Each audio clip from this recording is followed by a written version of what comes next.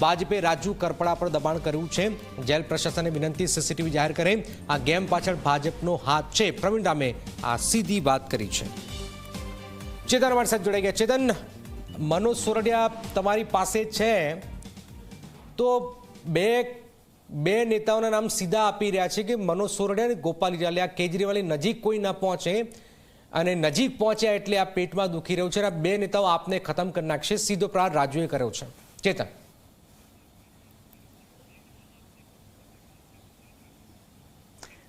જી જનક, જે રીતે રાજુ કરપડાએ આમ આદમી પાર્ટીમાંથી રાજીનામું આપ્યું છે ત્યારબાદ મનોજ સોરઠિયા અને ગોપાલ ઇટાલિયા ઉપર સીધા આક્ષેપો કરવામાં આવ્યા છે કે આ બંને નેતાઓ જે છે તે આમ આદમી પાર્ટીને પૂરું કરી દેવામાં આવશે। મનોજભાઈ, મનોજ સોરઠિયા અને ગોપાલ ઇટાલિયા આમ આદમીને પૂરું કરી નાખશે, શું કહેશો? આમ આદમી પાર્ટી આજે કોઈ એક બે વ્યક્તિઓની પાર્ટી નથી। આ પાર્ટી હજારો લોકોની આશાઓની પાર્ટી છે અને જે લોકો આમ આદમી પાર્ટીને અંદરથી જાણે છે, સારી રીતે જાણે છે, એમને મનોજ સોરઠિયા અને ગોપાલ ઇટાલિયાનો આ પાર્ટીને ગુજરાતમાં મોટી કરવા માટે અથવા તો ગુજરાતને અહીંયા સુધી લઈ આવવા માટે શું રોલ છે એ સૌ જાણે છે। તો મારે એમાં કશું કહેવાનું રહેતું નથી। એ ગુજરાતના લોકો અને આમ આદમી પાર્ટીના કાર્યકર્તાઓ જાણે છે કે આમ આદમી પાર્ટીને પૂરી કરી નાખશે, કે આમ આદમી પાર્ટીને મોટી કરશે। એ તમામ લોકોને એમનો જવાબ જાણે છે, બધાને ખ્યાલ છે। આ બંને નેતા કેજરીવાલ પાસે કોઈ ન જાય અને કોઈ જાય તો તેને પતાવી દેવાનો। આમ આદમી પાર્ટીમાં અમારા માટે બહુ સારી વાત એ છે કે અમારી પાસે બહુ જૂનો કચરો નથી।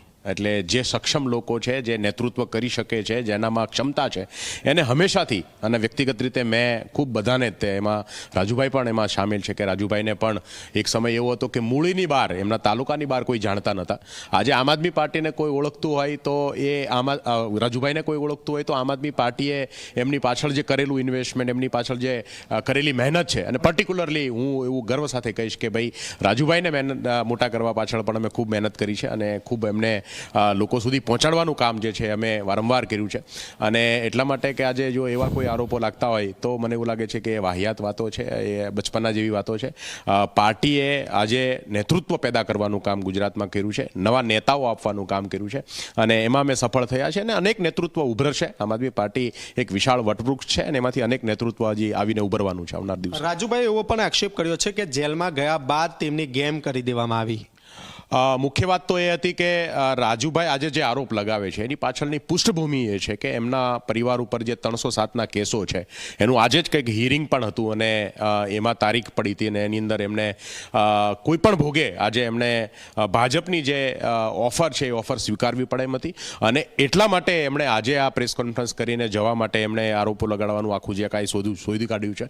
તો જે કાંઈ આરોપો છે એ બધા વાહિયાત આરોપો લગાવવામાં આવ્યા છે, એની પાછળ કોઈ તથ્ય નથી। એક પાર્ટી જ્યારે સત્તાની સામે લડતી હોય, જ્યારે સત્તાની સામે તમામ, અમારી પાસે કોઈ હથિયાર નથી, અમારી પાસે કોઈ સત્તા નથી, કોઈ પોલીસ નથી, કોઈ તંત્ર નથી, જ્યારે આંદોલન ઊભું થાય એની સામે લડતા હોય ત્યારે અમારા આમ આદમી પાર્ટીએ પોતાની તમામ તાકાતો, એ ચાહે લીગલ તાકાત હોય, એ ચાહે સંગઠનની તાકાત હોય, એ ચાહે બાકીના રિસોર્સ હોય, એ તમામ લગાવી અને આ આંદોલનને અમે આંદોલનમાં જે સાથીઓને જેલ થઈ એ સાથીઓને જેલમાંથી છોડાવવા માટે સુપ્રીમ કોર્ટના લોયરો પણ જે છે એ તમામ અપિયરન્સની અંદર આવ્યા, એમને દરેક અપિયરન્સની અંદર એમને છોડાવવા માટેના તમામ પ્રયત્નો કર્યા અને આજે જ્યારે 307 લાગે જ નહીં, રાઇટિંગના ગુનામાં 307 લાગે નહીં, પણ લગાવવામાં આવી તો જેને લગાવવાવાળા જે લોકો છે, જે સરકાર છે, એ સારી થઈ ગઈ અને આમ આદમી પાર્ટી ખરાબ થઈ, એ મને એવું લાગે છે કે એ પણ પાયા વગરની વાત છે। તો આ હતા મનોજ સોરઠિયા જેઓ દ્વારા રાજુ કરપડા દ્વારા જે આક્ષેપો કરવામાં આવ્યા છે તે તમામ પાયા વિહોણા હોવાનું જણાવ્યું છે। જી જનક, બિલકુલ આ ખૂબ જ મામલો ગરમાયો છે। હવે જોઈએ છે ગોપાલ ઇટાલિયા પણ થોડી જ વારમાં પ્રેસ કોન્ફરન્સ કરવાના છે। ગોપાલ ઇટાલિયા શું જવાબ આપે છે એના પર પણ નજર રહેશે।